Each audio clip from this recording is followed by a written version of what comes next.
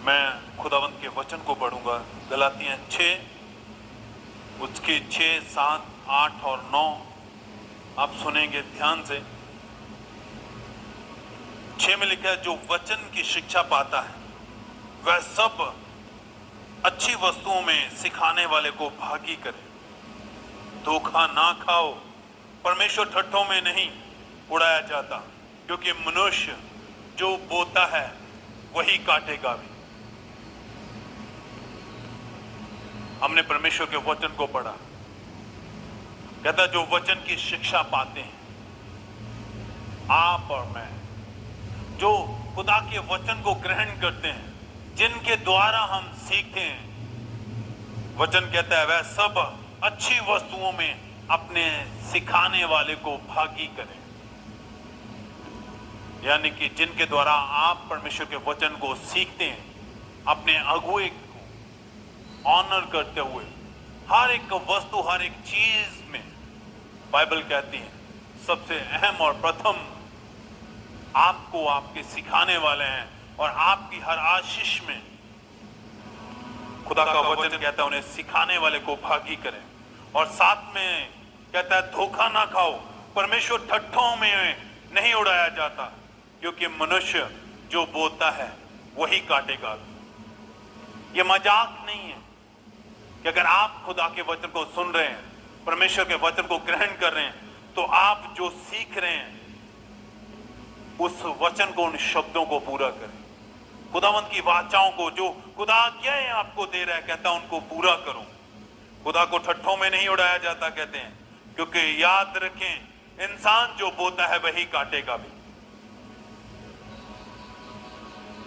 क्योंकि परमेश्वर में बोया गया, उनके दासों की लाइफ में बोया गया, उनकी लाइफ में जो आप बोते हैं वो व्यर्थ नहीं जाएगा।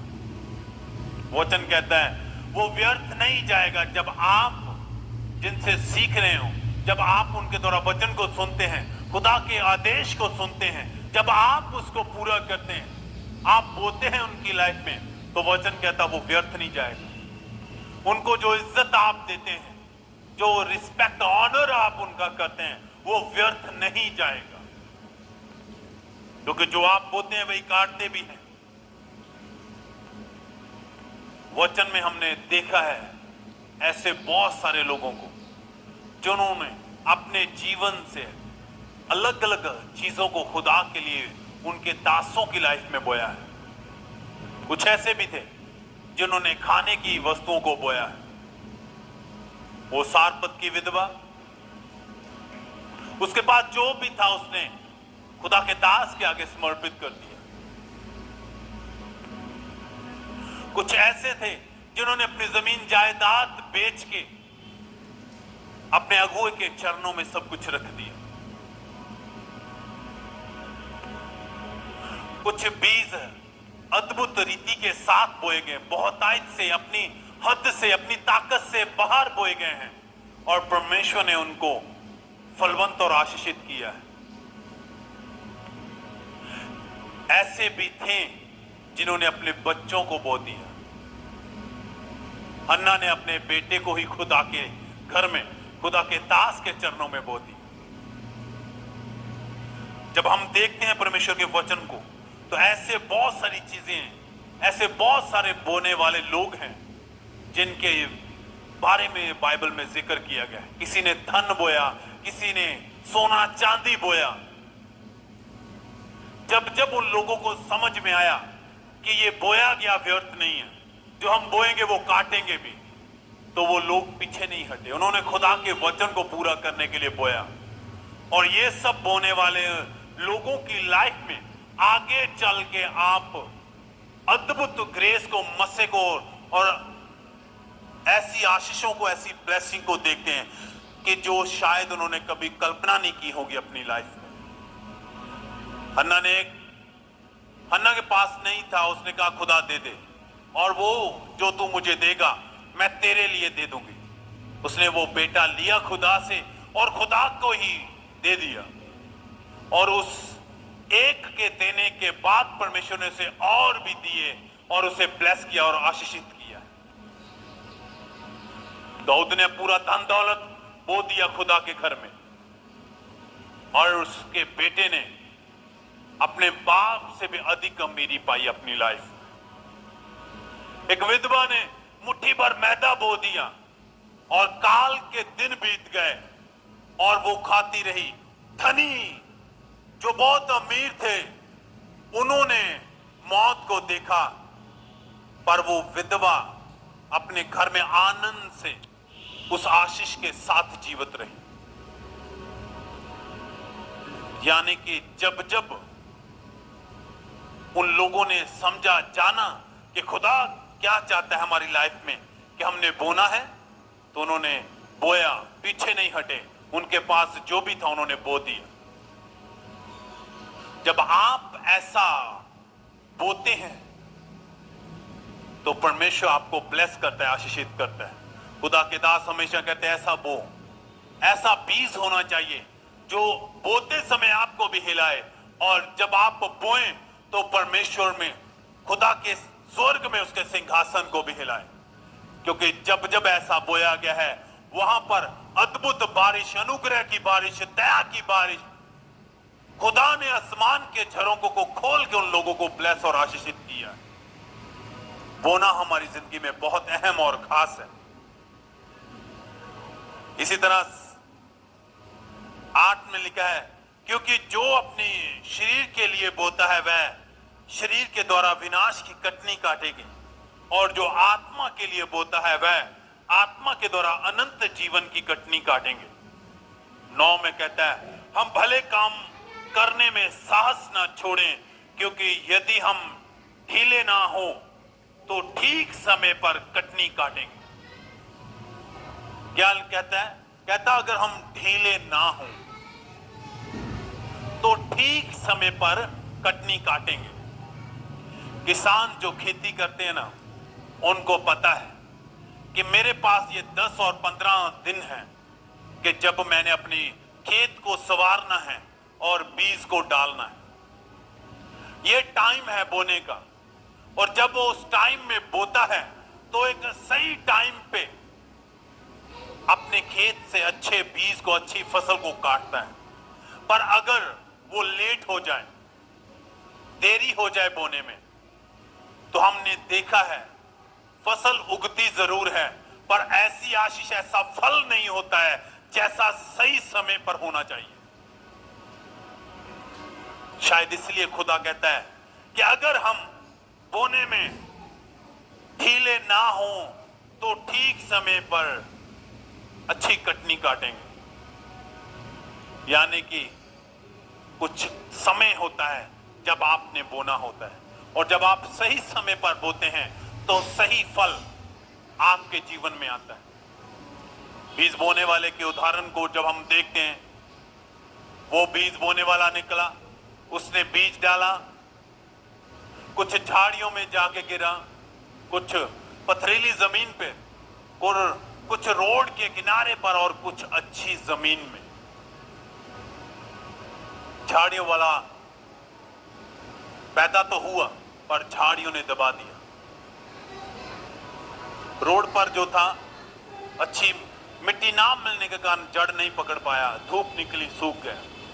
पत्थरों में जो गिरा, पक्षियों ने आके चुग लिया, और जो जमीन में गिरा उससे मिट्टी मिली और उसने जड़ पकड़ी, और समय पर बाइबल कहती है 100 गुना, 60 गुना और 30 गुना फल लाया।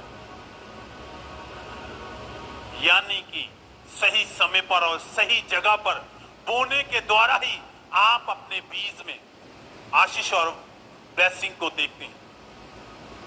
किसान जो होता है ना, उसे पता होता है जब बोने का टाइम है तो अपने पूरे खेत को लेवल करता है। वो एक बार ऐसा भी होता है, अगर उसकी छोटी सी गलती के कारण उस खेत की एक कॉर्नर, अगर वो डाउन, नीमा वो जगह रह जाए, तो फल तो, बीज तो डालता ही है, पेड़ तो उगते हैं, पर ज्यादा पानी की वजह से, जहां ज्यादा झाड़ नहीं लेके आता है, अच्छा फल नहीं मिलता है।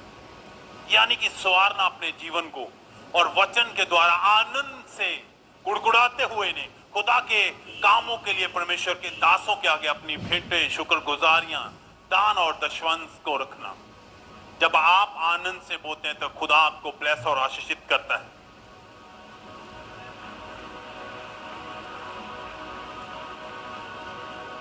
कुरनेलियस जो खुदा का जन था, वचन कहते हैं प्रेरितों के काम में कि स्वर्गदूत उसके पास आता है तो और उसका नाम लेके उसे कहता है, कुरनेलियस, तेरी प्रार्थनाएं और तेरा दान स्मरण के लिए परमेश्वर के सामने पहुंचे हैं। प्रार्थना और दान, प्रार्थना अकेली नहीं, कहता दान, प्रार्थना और दान, यानी कि ऐसे लोग जो खुदा के साथ जुड़े हैं, वचन में रहते हैं, प्रार्थना करते हैं, बाइबल पढ़ते हैं, फास्टिंग करते हैं, ईमानदारी वफादारी के साथ चलते और बोते हैं, परमेश्वर उनकी प्रार्थनाओं को सुनता है और उन्हें अजर देता है, उन्हें ब्लेस और आशीषित करता है। अगर आप ऐसे हैं, अच्छे किसान की तरह जिंदगी को सवार के जब अपनी लाइफ से वचन में हो के बोते हैं तो खुदा आपको फलवंत और आशीषित करता है। कितनों को मेरी बात समझ में आ रही है? बोना ही एकमात्र आपके जीवन में आपकी गरीबी के कर्ज को तोड़ता है, आपको फलवंत करता है, बंद रास्तों को ओपन करता है। जिन चीजों के लिए, जिन आशीषों के लिए सालों से आप स्ट्रगल कर रहे हैं, प्रार्थना कर रहे हैं, जब आप बोते हैं तो वो मार्ग ओपन हो जाते हैं और झट से आप देखते हैं कि आपको जोर नहीं लगाना पड़ा और वो ठप बंद हुआ बिजनेस चला है। जॉब जिसके लिए सालों से आप ढूंढ रहे थे वो बड़े आराम से मिली है। वो काम जिसमें लोग फेलियर में हैं पर बोने वाला जन, खुदा के साथ वफादार रहने वाला जन, उसी बिजनेस में आशीषित और फलवंत होता है, क्योंकि दया और करुणा परमेश्वर की सामर्थ उसके लिए रास्तों को ओपन करते हैं और वो आशीषों को देखते हैं। हालेलुया। तो अगर आप ऐसे बोने वाले हैं तो अगले आप होंगे।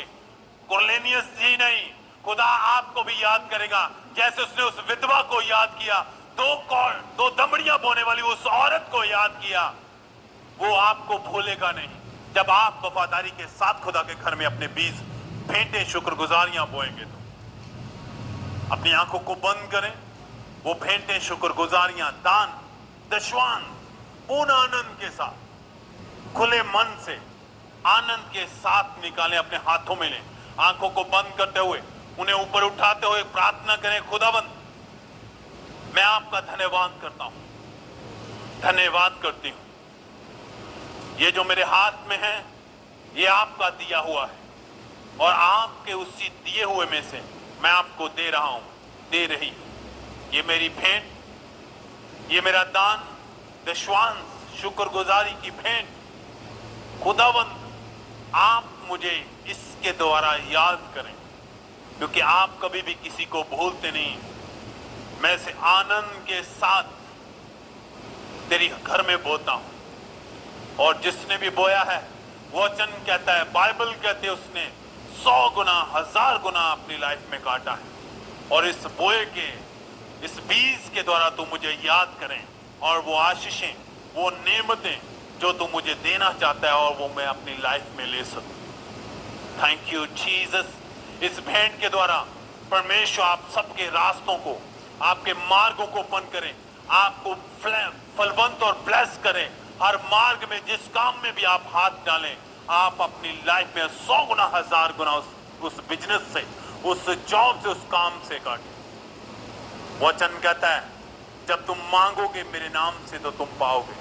ये प्रार्थना प्रभु यीशु मसीह के जीवन, सामर्थ्य और मधुर नाम से मांगते हैं। आमीन। वॉलंटियर आपके बीच